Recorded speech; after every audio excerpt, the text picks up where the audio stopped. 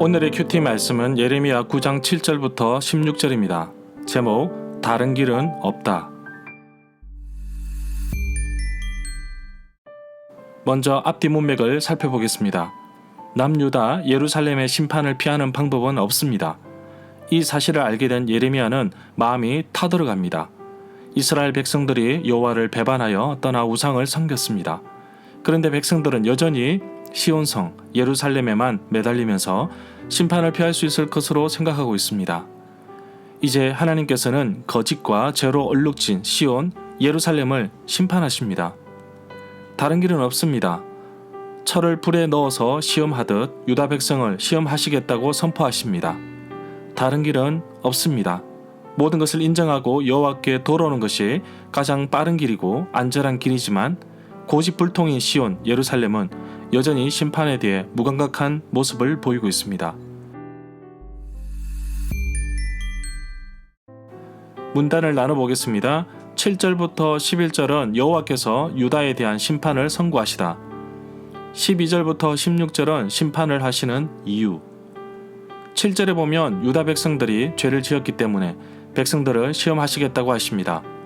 백성들을 녹이고 연단하듯 다른 방법이 없다고 하십니다.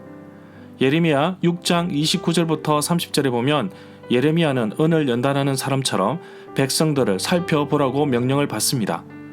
그러나 연단하는 것도 헛되고 악한 찌꺼기도 제거되지 않아서 사람들은 그것을 내다 버리게 하였습니다. 연단하다 라는 말과 살펴보다 라는 말은 히브리어 낱말이 같습니다. 동일한 단어를 사용하였습니다. 시험하다 라는 말로 번역할 수 있는데 예레미야는 자신의 백성들을 살펴보고 평가해야 하는데 마치 쇠를 불에 시험하듯 시험하겠다고 말씀하십니다. 8절부터 9절에 보면 유다 백성들의 혀는 날카로운 화살과 같다고 하십니다. 백성의 입에서 나오는 말은 모두 거짓말이고 입으로 서로 좋은 말을 이야기하지만 마음속으로는 서로 해칠 생각을 품고 있다고 하십니다. 이런 짓을 하는 백성에게 여호와께서 벌을 내리시고 보복하시겠다고 하십니다. 10절에 보면 예레미야가 산들을 보고 울부짖으며 탄식하며 광야에 있는 목장을 위하여 슬픈 노래를 부르겠다고 하지만 아무도 듣지 않습니다. 이미 북쪽에서 내려온 적군에 의해 짓밟혀 불타 황폐하게 되었다는 것을 말해주고 있습니다. 곧 예루살렘에도 재앙이 닥칠 것을 11절에서 말하고 있습니다. 이런 결과를 가져온 이유는 단 한마디로 이스라엘 백성들이 여호와께 불순종한 것입니다. 구원자이신 여호와를 배신하고 떠났으며 우상숭배에 빠져있기 때문입니다. 12절에 보면 앞서 황폐하게 되었던 10절의 말씀의 이유를 묻고 있습니다. 이렇게 황폐하고 황무지가 된 까닭을 다시 한 번 더 12절에서 묻고 있는 것입니다.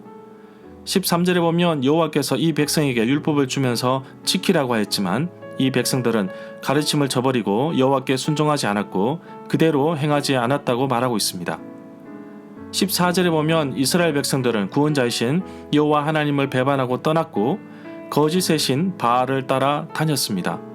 그런 문제는 이러한 배반하였던 죄악을 인지하지 못하고 또 죄가 아니라고 그들의 조상 대대로 전해 내려오는 우상 숭배에 빠진 것을 볼 수 있습니다. 바알은 가나안 땅에 살던 사람들이 섬겼던 풍요의 신입니다. 비를 내려 농작물이 풍성하게 해준다고 믿었습니다.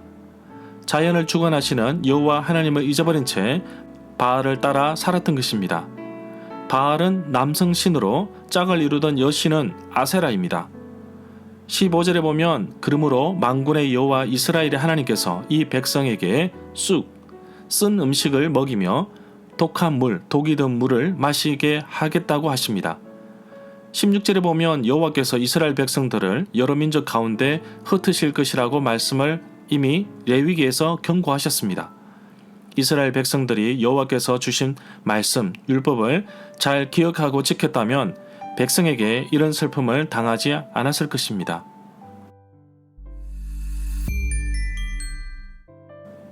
절마다 상세한 설명과 구절 해석, 그리고 핵심 내용과 중심 줄거리는 네이버 블로그에 올려져 있습니다. 내게 주시는 교훈입니다. 우상을 섬긴 대가가 얼마나 큰지를 그 결과만 보더라도 알 수 있습니다. 풍요를 바라는 마음에 바알을 쫓아갔지만 얻는 것은 풍요보다 황폐와 황무지였습니다.